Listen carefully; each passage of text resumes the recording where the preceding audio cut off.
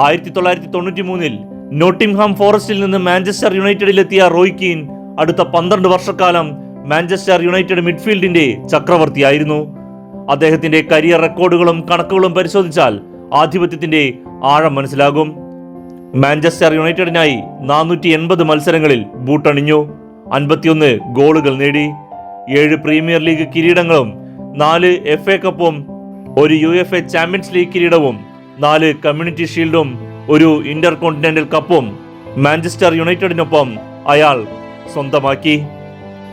1997 Eric കണ്ടോണ വിരമിച്ചപ്പോൾ Roy Keane യുണൈറ്റഡിന്റെ captaincy ഏറ്റെടുത്തു.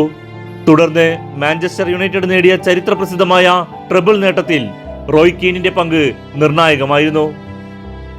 2000 PFA player of the year, football writers association player of the year പുരസ്കാരങ്ങളും അദ്ദേഹം സ്വന്തമാക്കി.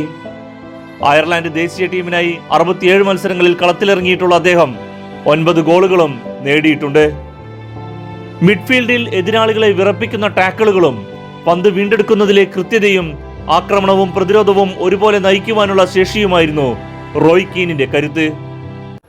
Roy Keane എന്ന കളിക്കാരനെ കുറിച്ച് ഏറ്റവും കൃത്യമായി പറയാൻ കഴിയുന്നത് മാഞ്ചസ്റ്റർ യുണൈറ്റഡിന്റെ ഇതിഹാസ മാനേജർ സർ അലക്സ് ഫെർഗുസൺ ആണ്.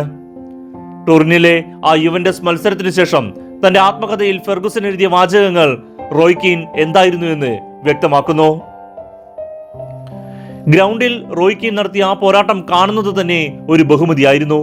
ഫൈനൽ നഷ്ടപ്പെടുമെന്ന് ഉറപ്പായിട്ടും തന്റെ വേദന ഉള്ളിലൊതുക്കി ടീമിനു വേണ്ടി അദ്ദേഹം കളിച്ച ആ കളി എന്നെ സംബന്ധിച്ചിടത്തോളം ഒരു ഫുട്ബോൾ കളിക്കാരനിൽ ഞാൻ കണ്ട ഏറ്റവും മികച്ച പെർഫോമൻസ് ആയിരുന്നു. 2005 മാഞ്ചസ്റ്റർ യുണൈറ്റഡ് വിട്ട ശേഷം സെൽറ്റിക്കിൽ കുറച്ചുകാലം കളിച്ച് റോയ് കീൻ ബൂട്ടഴിച്ചു വെച്ചു.